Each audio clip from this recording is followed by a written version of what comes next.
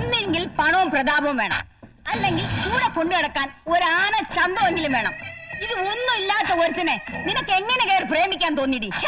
നമ്മുടെ സ്റ്റാറ്റസിനെ കുറിച്ച് വല്ല വിചാരമുണ്ടോ നിനക്ക്? പ്രേമേന്ദ്രന്റെ കുടുംബം അത്രയ്ക്ക് മോശമൊന്നുമല്ല, നല്ല തറവാട്ടുകാര് തന്നെയാ. തറവാട്ടുകാര് നമ്മുടെ അയലത്തെത്തും അവര്. ശങ്കു, എന്താ ഒന്നും മിണ്ടാത്ത? അമ്മ പറഞ്ഞാലും കാര്യമില്ലാതില്ല. ഈ കുടുംബങ്ങൾ തമ്മിൽ ചേർച്ചയില്ലെങ്കിൽ മനസമാധാനം ഒരിക്കലും കിട്ടില്ല. അച്ഛന്റെ അമ്മയുടെയും കുടുംബങ്ങൾ തമ്മിൽ വലിയ ചേർച്ചയിലായിരുന്നല്ലോ. എന്നിട്ട് ഒരു ദിവസമെങ്കിലും മനസമാധാനത്തോടെ അച്ഛൻ ഉറങ്ങിയിട്ടുണ്ടോ? നിന്റെ അച്ഛന് എന്തിന്റെ കുറവിലാടി മനസമാധാനം ഇല്ലാത്ത? അഡ്ജസ്റ്റ് ചെയ്ത് പോന്നു, അത്ര തന്നെ. എന്റെ ജീവിതം എങ്ങനെ വേണമെന്ന് നിശ്ചയിക്കേണ്ടത് ഞാനാ.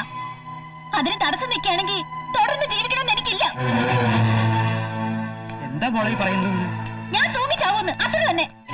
ഇത്രയും നിസ്സാര കാര്യത്തിന് തൂങ്ങിച്ചാവുമെങ്കിലേ പോയി ചാവടി. എനിക്കിത് നിസ്സാര കാര്യമല്ല. ഞാനൊരു കാര്യം തീരുമാനിച്ചാൽ പിന്നെ അത് മാറില്ല. ഞാനും. വിശാലം, അവളെന്തെങ്കിലും കടുങ്കൈ? പിന്നെ അതെ, അവൾക്ക് മൂക്കത്താ ചുണ്ടി. വാശി പിടിച്ച് നേടാൻ അവളെ കഴിഞ്ഞിട്ടേ ഉള്ളൂ. അമ്മ എന്തിനാ വെറുതെ എതിർക്കാൻ പോണത്? അവൾക്കത് മതിയെങ്കിൽ നടത്തി കൊടുക്കണമേ. കെട്ടുന്നതും കൊണ്ടു കിടക്കുന്നതും അനുഭവിക്കുന്നതെല്ലാം അവൾ തന്നെയല്ലേ?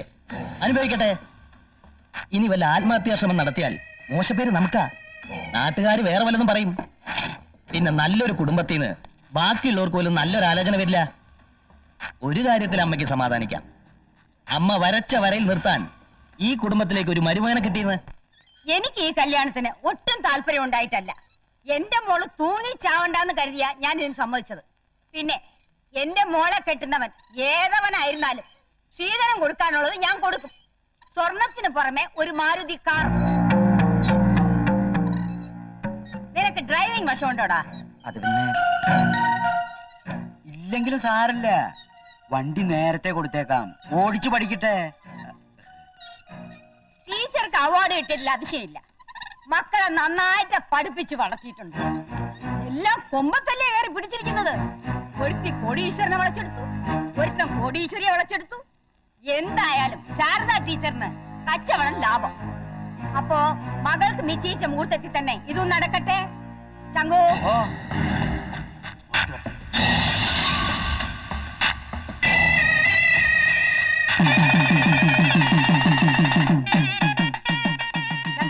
നോക്കിക്കൊണ്ട് നിൽക്കാതെ ആ ഡോർ തുറക്ക്.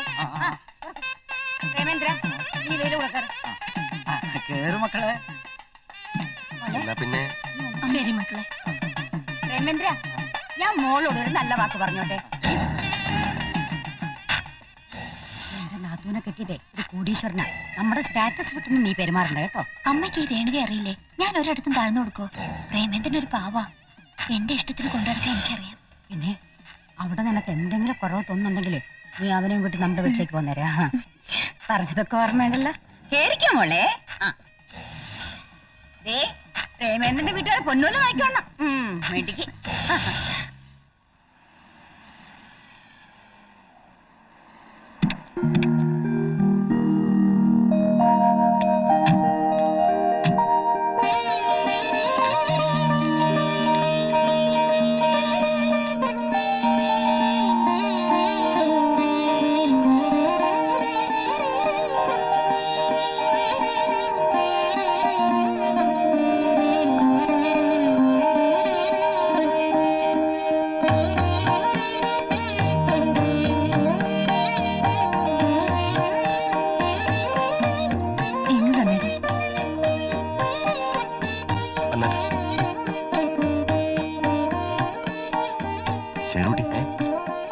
ഞാനിപ്പോ വരാ.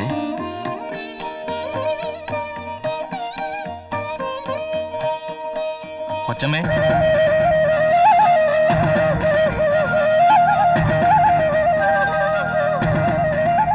ഡിന്നറിന് സ്പെഷ്യൽ ആയിട്ട് എന്തെങ്കിലും?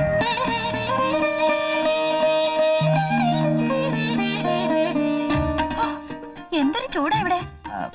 തെക്കേ മുറി എ സി ആണെന്നാ ഇവിടെ എല്ലാരും പറയാറ്. ഈ ജനലൊക്കെ തുറന്നിട്ടാ ഇവിടെ എന്ത് കാറ്റാണെന്നറിയോ? പക്ഷേ ഇന്ന് തുറന്നിടാൻ പറ്റുമോ? എനിക്കിവിടെ എന്നിട്ട് ശ്വാസം മുട്ടുന്നു. ഈ ജനാലെല്ലാം അടച്ചു പൂട്ടിയിട്ട് എനിക്ക് ഉറങ്ങാൻ പറ്റുമല്ല.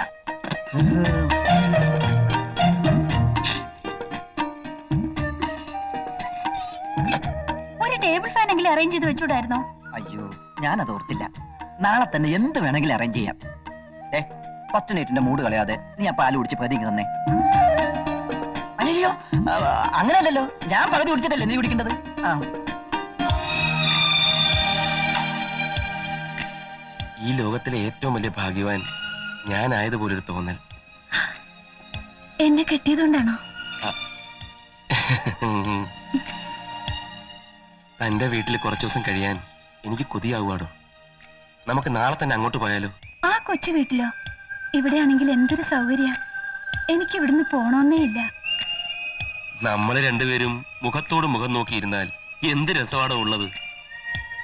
തന്റെ വീട്ടിലാണെങ്കിൽ എത്ര അംഗങ്ങളാ, തമാശയും പൊട്ടിച്ചിരിയും ബഹളവും. അച്ഛനും അമ്മയും ഒരുപാട് മക്കളും ഒക്കെ ഉള്ള ഒരു വലിയ കുടുംബം എനിക്ക് ഒത്തിരി ഇഷ്ടമാണ്. എന്തു പറ്റി? തണുക്കുന്നുണ്ടോ? ഞാൻ AC ഓഫാക്കാം. വേണ്ട, AC-യുടെ തണുപ്പ് എനിക്കിഷ്ടാ. ശേഖരേട്ടാ, എന്താ? കല്യാണത്തിന് വന്ന് പലരും ചോദിക്കുക, എന്താ ചോദിച്ചത്? ശേഖരേട്ടന് എത്ര രൂപയുടെ സ്വത്തുണ്ടെന്ന്. സ്വത്തോ? ഇനി ആരെങ്കിലും ചോദിച്ചാ അവരോട് ഗമയ്ക്ക് പറയാനാ. സ്വത്തിന്റെ കണക്കൊക്കെ ഞാൻ അവരെ വിശദമായിട്ട് പിന്നീട് ബോധ്യപ്പെടുത്തിക്കൊള്ളാം. നീഞ്ഞു വന്നേ.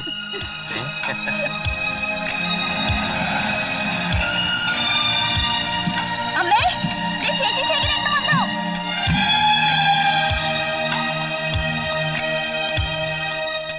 ചേച്ചി, രാവിലെ എല്ലാരും ഒന്ന് കാണണമെന്ന് തോന്നി, ഞങ്ങൾ ഇനി പോകുന്നു. അതിനെന്താ, നിങ്ങൾക്ക് എപ്പ വേണമെങ്കിലും വരാലോ. അയ്യോ ചേച്ചി, അടിപൊളി സാരിയാണല്ലോ. നീ തുടക്കല്ലേ? സാധാരണ കെട്ടിച്ചു വിട്ട മൂന്നാം പക്കം ആരെങ്കിലും ചെന്ന് വിരുന്നിന് കൂട്ടിക്കൊണ്ട് വരിക പതിവ്. അല്ലാതെ പിറ്റേ ദിവസം നേരം പുലരും മുമ്പ് അച്ചുവീട് അന്വേഷിച്ചു വരുന്ന ആണുങ്ങളെ ഞാൻ കണ്ടിട്ടില്ല. അച്ഛ വീട് വിരുന്ന്, നീ ആരുടെ കാര്യം ഈ പറയുന്നത്? എന്താ രണ്ടുപേരും കൂടി മുറിക്കാത്തൊരു സംസാരം? നീ എന്താ, നീ മാത്രമല്ലോ? ഞാൻ മാത്രല്ല, ചേട്ടനുണ്ട്. ഞങ്ങക്ക് രാവിലെ ഇങ്ങോട്ട് പോരണമെന്ന് തോന്നി.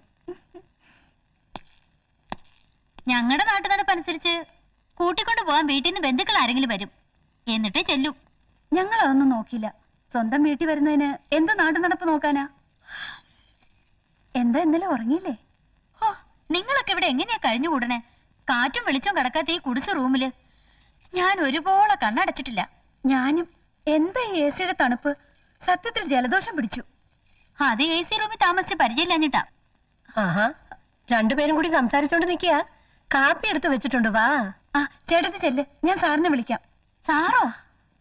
ഞാനത് ഓർത്തില്ല. എല്ലാരും പുള്ളിക്കാരനെ അങ്ങനെയാ വിളിക്കാറ്. പ്രഭാവതി വിളിച്ചത് ആ പഴയ സ്നേഹയാണെന്നുള്ള ഓർമ്മയില്ല അല്ലേ? ഭാര്യയാണെന്ന് എപ്പോഴും വിശ്വസിക്കാൻ പറ്റണില്ല. പ്രേമൻ എന്തിയെ? നിന്റെ പ്രേമനും ഇവളുടെ സാറും ഒക്കെ അവിടെ ഉണ്ട്. രണ്ട് പെണ്ണുങ്ങൾ കൂടിയാ പിന്നെ സംസാരിക്കാൻ ഉള്ളി പൊളിക്കുന്ന കാര്യം മതി. എന്താ രണ്ടുപേരും? ഒന്നുമില്ല, എനിക്കറിയാൻ മേലാത്ത കുറെ കാര്യങ്ങള് ചേട്ടത്തി ഓർമ്മപ്പെടുത്തുകയായിരുന്നു. ഈ ചേട്ടത്തി എന്ന വിളി ഒന്ന് ഒഴിവാക്കാവോ? പ്രഭയേക്കാൾ പ്രായക്കൂടുതലൊന്നും എനിക്കില്ല. നാട്ടു നടപ്പനുസരിച്ച് ചേട്ടന്റെ ഭാര്യയെ ചേട്ടത്തിന്നാ വിളിക്കാറ്. ഇഡലിയോ? ഇതെനിക്കിഷ്ടമല്ല. ബ്രേക്ക്ഫാസ്റ്റും ബ്രെഡ് ടോസ്റ്റും പുൾസയും എനിക്ക് നിർബന്ധ. മോളത് നേരത്തെ പറഞ്ഞിരുന്നെങ്കിൽ അതും കൂടി കരുതിയെന്നെ. എനിക്കും രാവിലെ ഇഡ്ഡലി ഇഷ്ടമല്ല.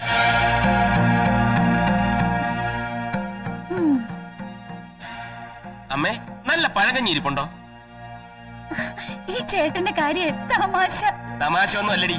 അമ്മഞ്ഞെടുത്ത് ഈ പഴങ്കഞ്ഞിയിലേക്ക് കുറച്ച് തൈരൊക്കെ ഒഴിച്ച് 2 കാന്താരി മുളക് എടുത്തിട്ട് ഞെരടി കുറച്ച് അച്ചാറും ചമ്മന്തിയും കൂടെ കുഴച്ചങ്ങോട്ട് കഴിച്ചാലുണ്ടല്ലോ. ഓ, അത് കേട്ടപ്പോഴേ എന്റെ വായിന്ന് വെള്ളം ഊറും. എന്റെ ഈ ആരോഗ്യത്തിന്റെ രഹസ്യം അത് തന്നെയാ. നിനക്ക് മണേ കുറച്ച് കഴിച്ചോടി, നാണക്കേടൊന്നുമില്ല. പിന്നെ നമ്മളാരും അമേരിക്കയിലൊന്നും അല്ലല്ലോ ജനിച്ചു വളർന്നത്.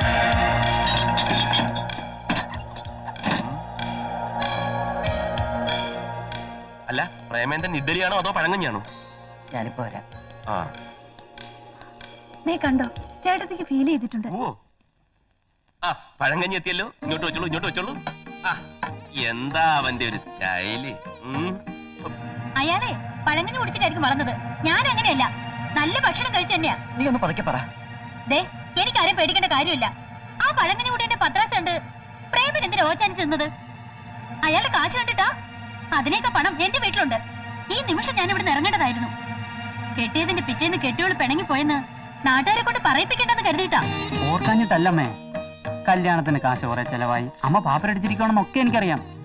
എന്നാലും അമ്മയുടെ കയ്യിൽ ഒരു 100 രൂപ കാണാതിരിക്കില്ല. കടായിട്ട് മതി, ഞാൻ തിരിച്ചു തരാവുന്നേ. നാണമില്ലേ നിനക്ക് കാശ് കടം ചോദിക്കാൻ?